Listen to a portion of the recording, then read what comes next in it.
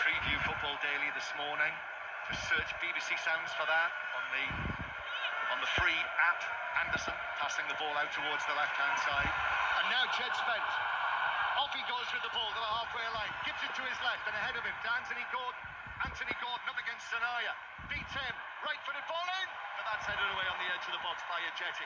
Still England press, but that will be volleyed away downfield. And Jordan Pickford will deal with that all on his own halfway inside the England half. As England turn and set off again over the halfway line. That's better on the left-hand side that time. Jed Spence carrying the ball. Realised when he played the ball to Anthony Gordon, realised he had no space and that the England winger was going to cut back inside, so Spence stayed out of his space. Gordon had half a chance there as well, but again the tackle came in on him. Now across the back line of Poku. And then Mensah trying to turn. He knew he had Madueke not far away and miscontrolled it out of play. And there's a cheer from the England fans at the other end of the ground. Throw in. James. Back to Anderson. Remember, if England win this match, they will be through into the knockout stage of the World Cup with the match to spare, which is against Panama. England's next match against Panama in New Jersey, Saturday night, 10 o'clock, BST. Anthony Gordon then back towards the halfway line. If it's a draw, England would have 4 points, which would mean they would almost certainly be going through. But Ghana are approaching this with a very disciplined style. And the hope is that they're able to get the chance to counter-attack and maybe score the goal that would make life difficult for England. Spence, but in comes the challenge from Sanaya and it's out of play. Gordon quickly gets a ball off the cone, takes a quick throw in. 10 minutes of the first half to go.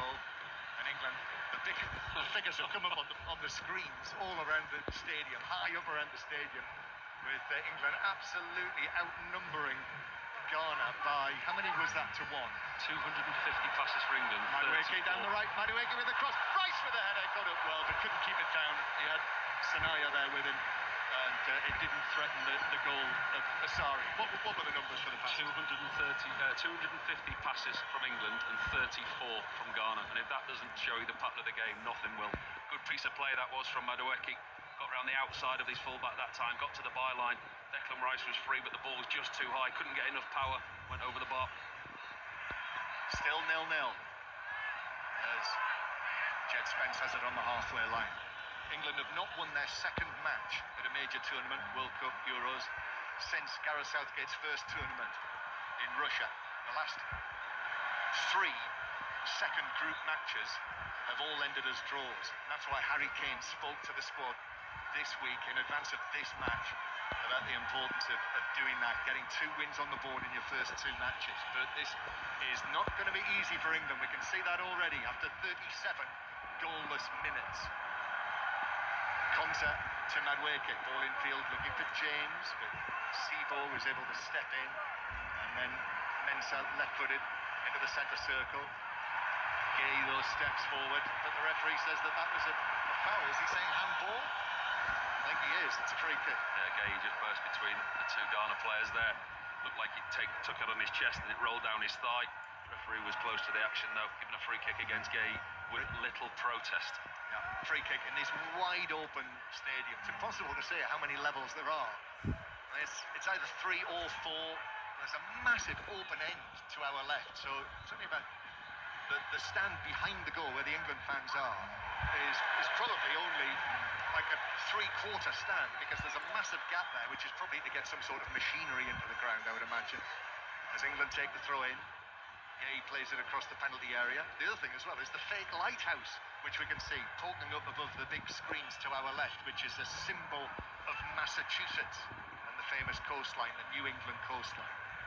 It looks a little bit like an air traffic control tower. Well, the stadiums are so vast and they're so cavernous, but actually when you look at the attendances and the capacity, you would expect more, but then you forget about those 3 huge layers of hospitality boxes.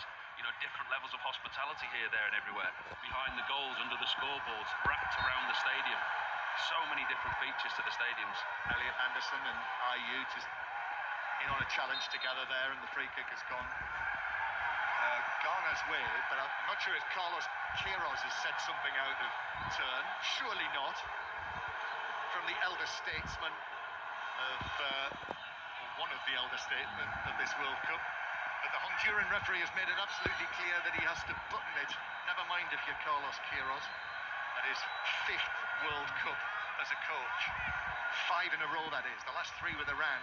He was the manager when England won their opening match, 6-2 in Qatar against Iran. Excellent from Rice. Just able to poke it away from Ajeti. Rice takes it on, out to the left, but those yellowy golden shirts are back in position as Rice came back. And now they're there again, aren't they? Those 2 banks are very obvious here. Jordan Ayew with that bandaged head through the middle. And England with Konza. He curls one towards the edge of the penalty area. Ajeti gets up, heads that away, comes back towards the edge of the box. Anderson to go on, but the referee says offside.